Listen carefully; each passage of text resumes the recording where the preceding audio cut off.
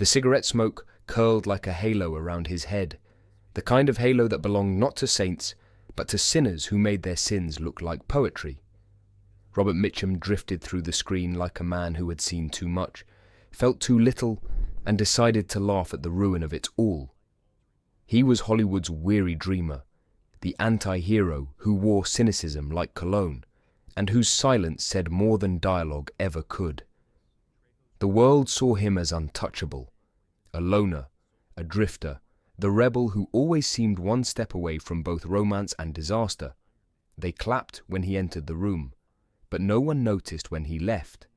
And yet, even legends stumble. In 1948, the mask slipped. The star who wore tuxedos on screen, suave, untamed, dangerous, was suddenly found wearing prison greys. A raid in Laurel Canyon, a hidden joint tucked away, and the headlines screamed louder than his most dramatic roles.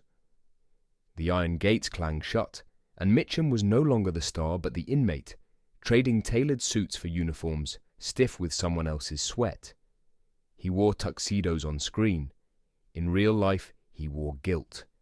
For weeks, the cell door closed behind him each night, swallowing the man who had once roamed deserts of noir and backlots filled with endless possibility. He was stripped of the lights, the applause, the carefully written scripts. And still, there was something magnetic in the fall.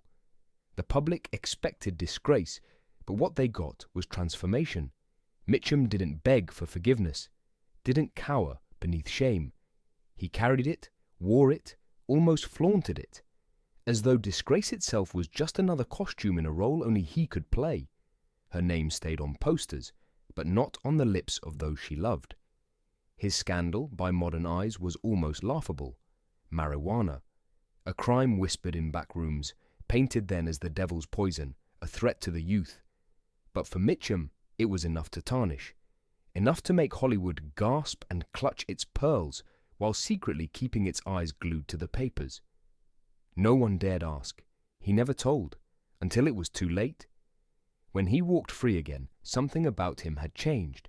The edges were sharper, the eyes heavier, the rebel image now branded into his very skin. The role made her famous. It also broke her. In Mitchum's case, it did both at once. His prison stint, brief as it was, only deepened the myth.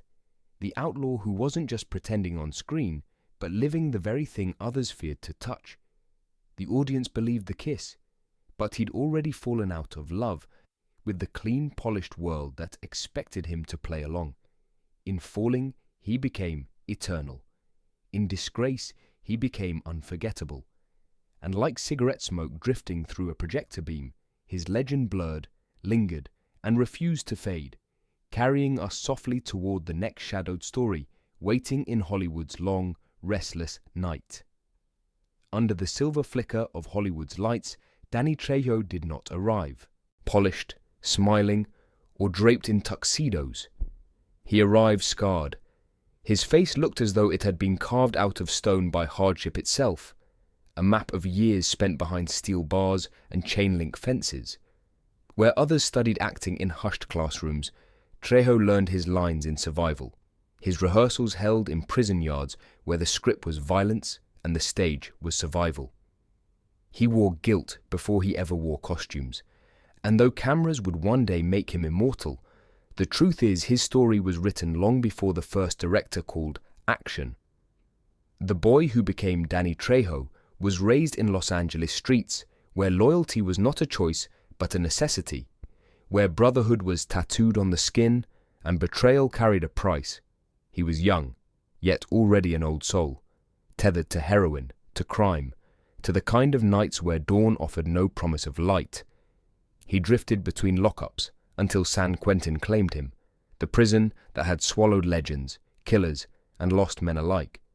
Within those walls he fought, with fists, with fury, with the hunger to prove he still existed.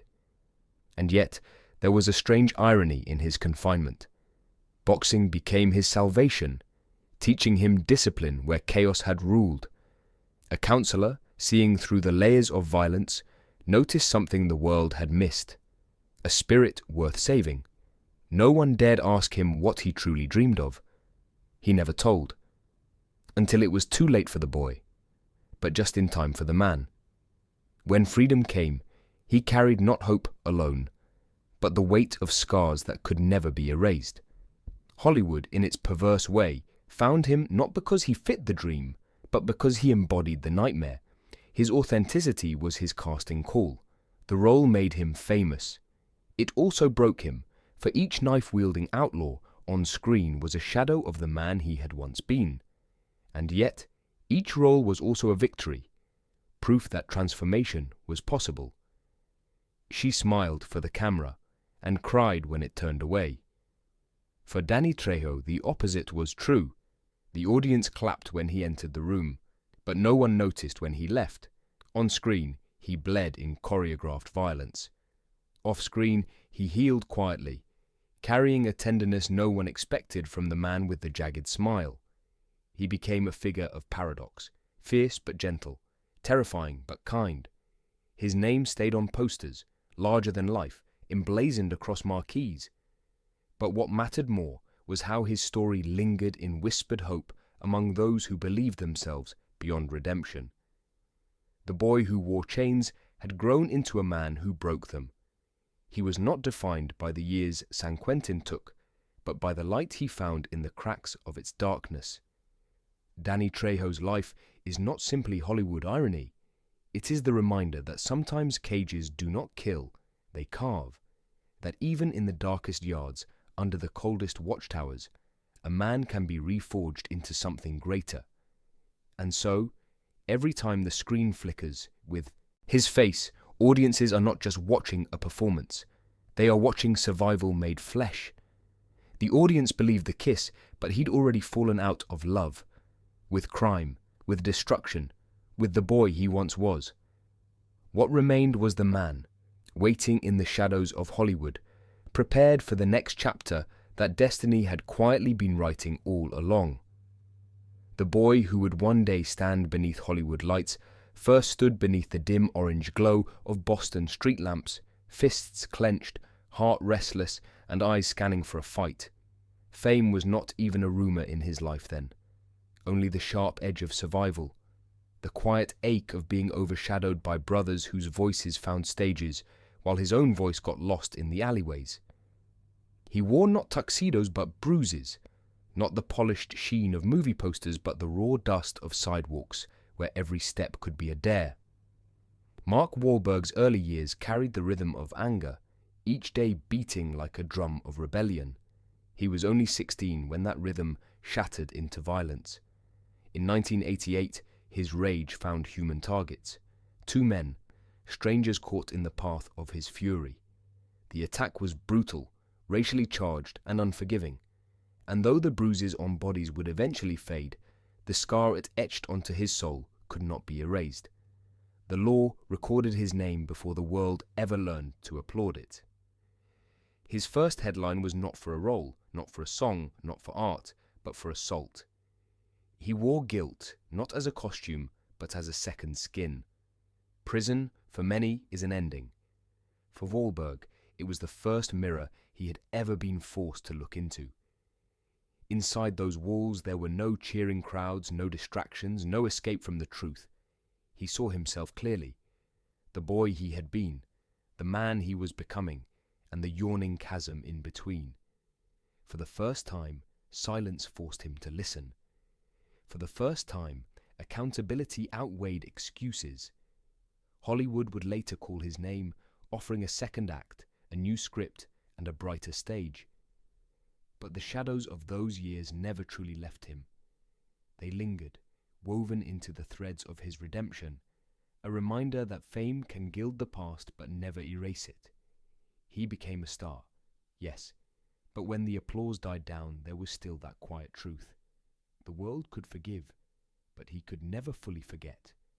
And so, while the camera captured the man he became, somewhere deep inside, the boy from Boston still walked those streets. He wore tuxedos on screen. In real life, he wore guilt. He wore tuxedos on screen. In real life, he wore guilt. Wesley Snipes, in his prime, was not just a star. He was a storm. His movements were balletic, his fists like punctuation marks in a symphony of action, his charisma undeniable.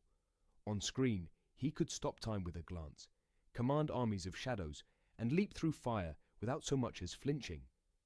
Audiences believed in his power. They believed in his immortality. And yet, when the cameras shut down, the man who played immortals discovered that mortality, in the form of law and consequence, had no patience for myths.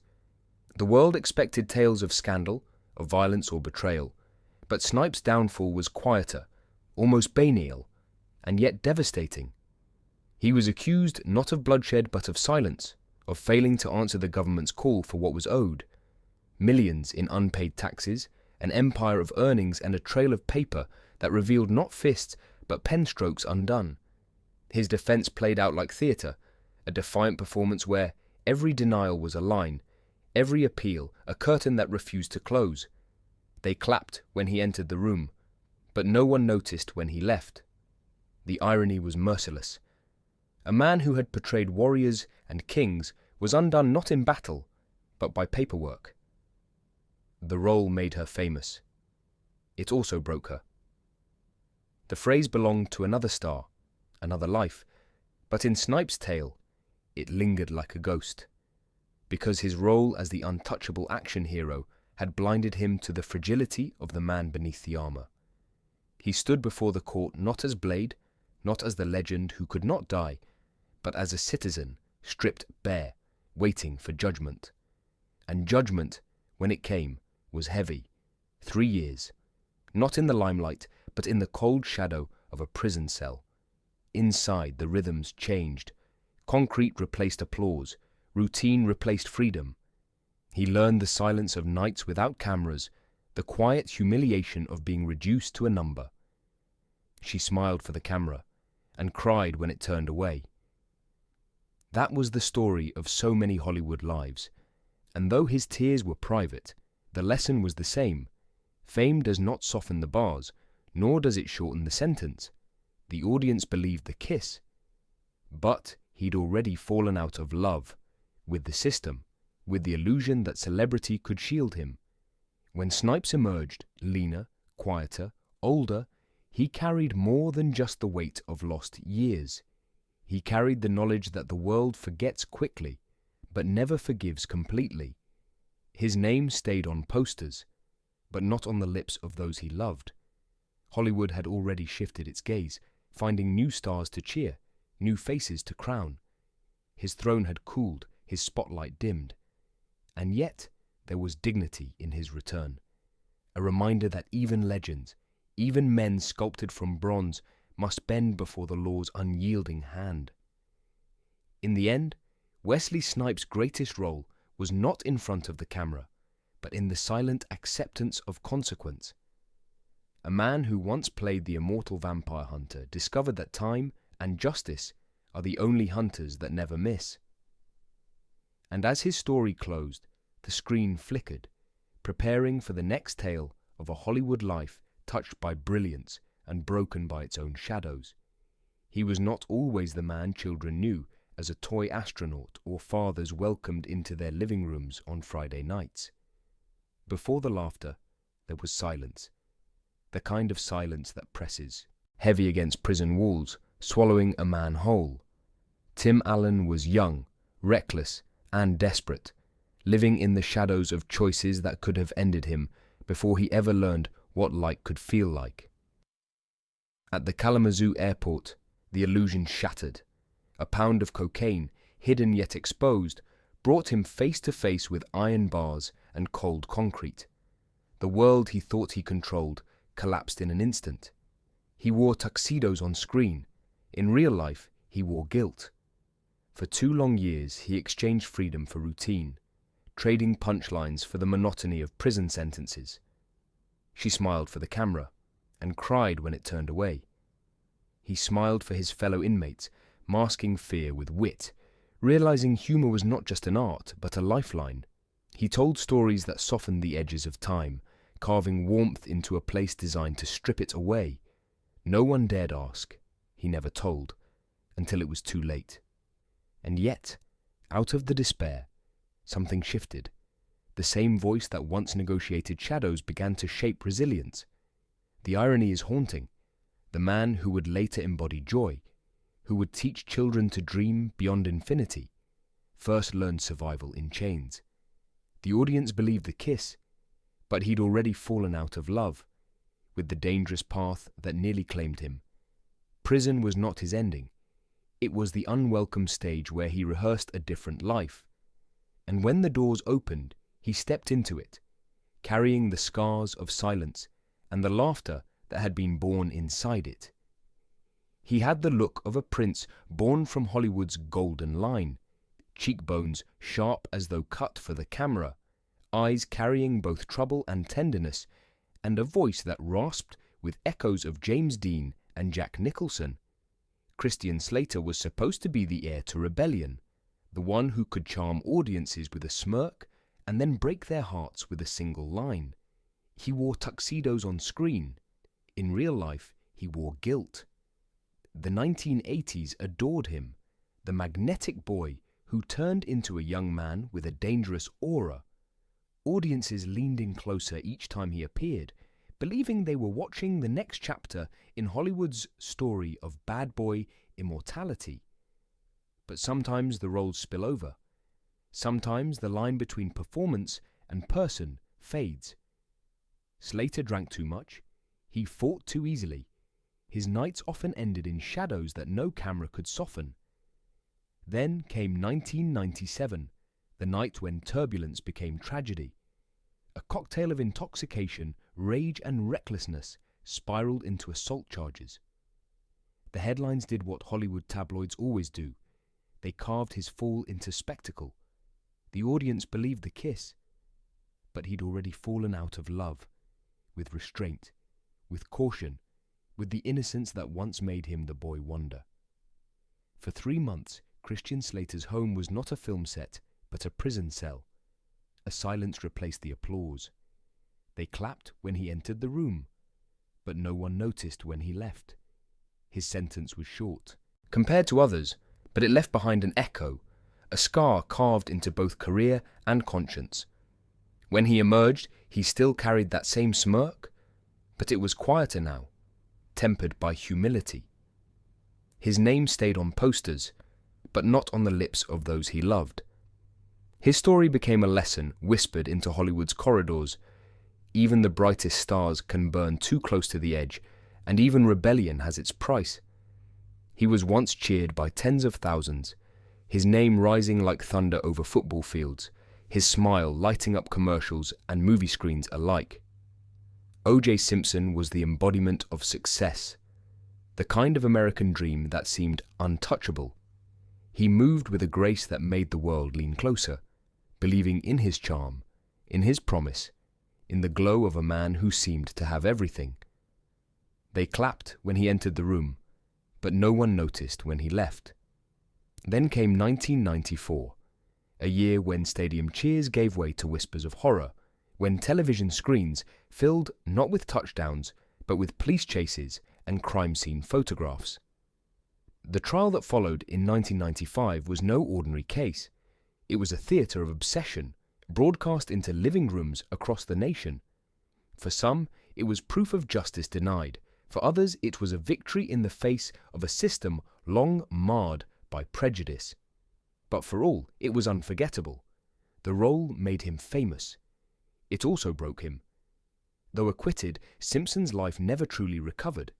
The spotlight that once adored him now burned like a judgmental eye, following his every move.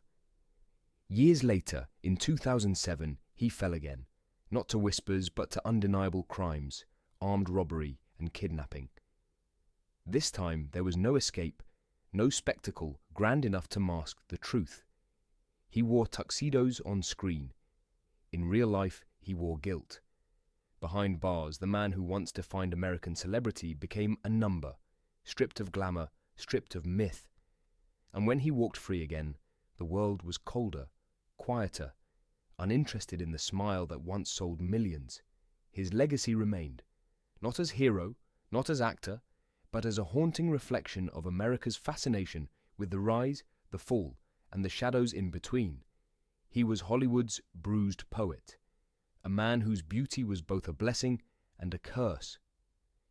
Mickey Rourke walked through the industry like a boxer in slow motion, fists half raised, heart already battered.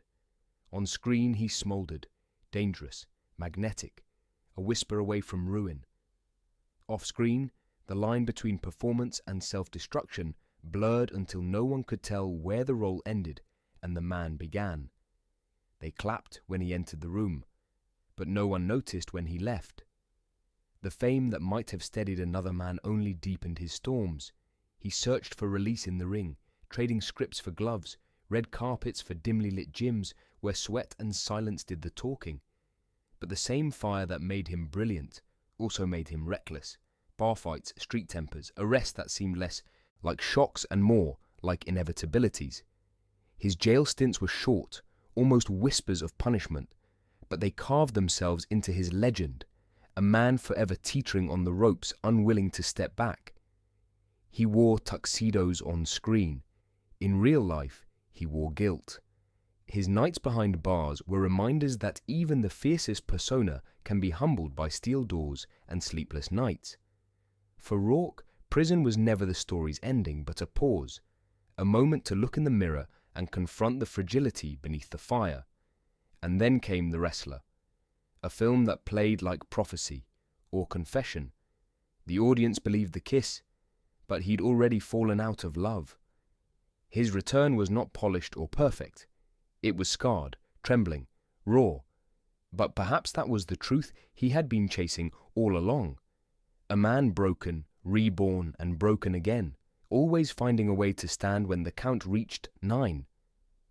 The roar of laughter once followed him like sunlight, filling theatres with warmth that only Roscoe "Fatty" Arbuckle could summon. He was the gentle giant of the silent screen, a master of pratfalls and timing, whose very presence made audiences lean forward, waiting for joy. They clapped when he entered the room, but no one noticed when he left. Then, in 1921, the world shifted. A party in San Francisco, a young actress named Virginia Rapp, and whispers that turned into headlines. Arbuckle was accused of a crime he swore he never committed, a death that would haunt him forever.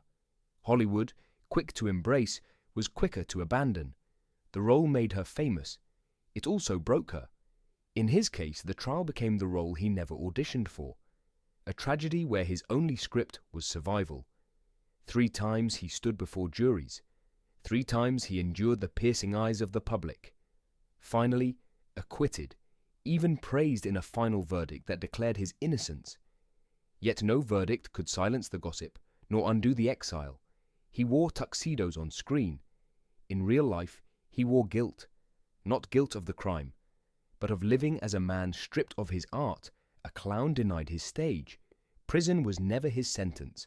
Silence was. The cameras stopped rolling, the theatres closed their doors, and the man who once turned falls into flight, now stumbled into oblivion. The audience believed the kiss, but he'd already fallen out of love, not with laughter, but with the world that once loved him for it. Arbuckle's story lingers as a ghost in Hollywood's golden halls, a reminder that in this town, innocence is not always enough, and applause can turn to silence overnight. Charlie Sheen carried himself like a man born immune to consequence. The smirk, the quick wit, the careless elegance, he seemed untouchable, a poster child for Hollywood's most dangerous promise, that talent could shield you from the storm you created. He wore tuxedos on screen. In real life, he wore guilt. The 1980s crowned him early, when Platoon and Wall Street made him not just a palmed star, but a symbol of reckless brilliance. Audiences believed the kiss, but he'd already fallen out of love, with restraint, with moderation, with the quieter rhythms of life that keep men from unraveling. Off-screen, the champagne never stopped flowing, the parties burned too brightly, and the whispers of scandal began to trail him like a shadow. Arrests came, brief sentences handed down, probation slips folded into his history like forgotten scripts. Jail time was short, but the walls still closed in.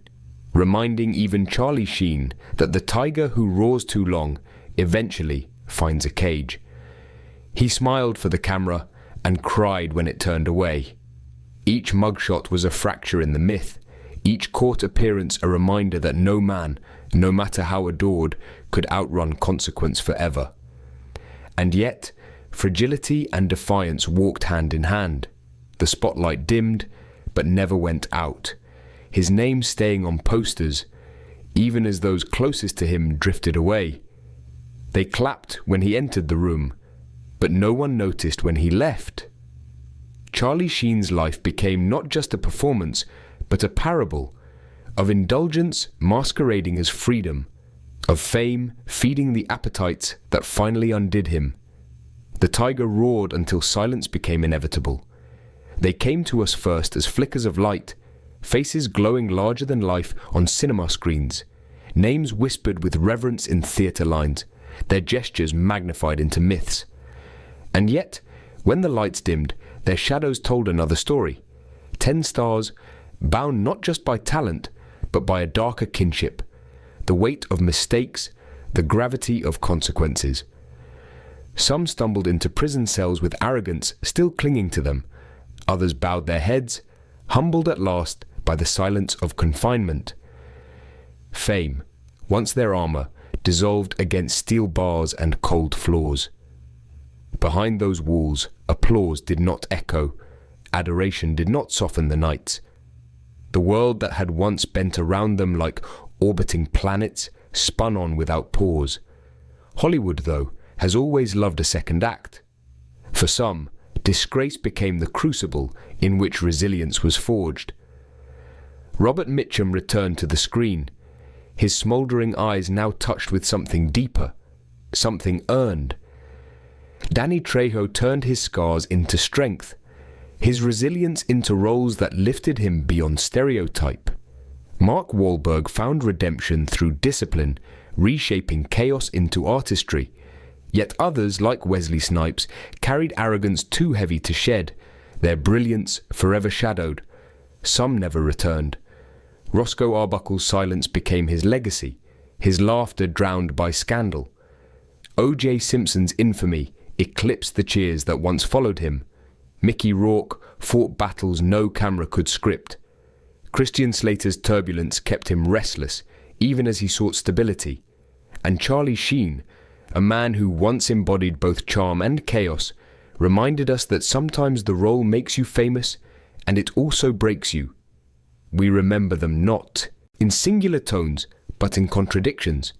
They smiled for the camera and cried when it turned away. Their names stayed on posters, but not always on the lips of those they loved. The audience believed the kiss, but many had already fallen out of love long before the curtain fell. Perhaps this is the heart of their enduring pull. They are not cautionary tales of strangers, but mirrors. They remind us of how fragile the human heart can be beneath the weight of expectation, how swiftly fortune turns to dust, how easily brilliance collapses under pressure. And yet, just as powerfully, they remind us of resilience, of the stubborn, flickering light that even prison walls cannot extinguish. Hollywood's prisons were not all stone. They were woven from addiction, arrogance, pride, despair, but woven too from a strange kind of hope, the possibility that a fall does not always end in silence, that even when legacies fracture, memory holds both sides of the story. So tonight, as you drift toward sleep, take these tales not as gossip, but as gentle parables. Each star a reminder that humanity lies beneath the makeup, beneath the tuxedos, beneath the glow. That accountability does not erase brilliance, nor does brilliance excuse accountability. Because in the end, the stars do not vanish. They flicker, they fade, they stumble across the night sky of our memory. But still, they remain above us, eternal, luminous, caught forever between brilliance and shadow.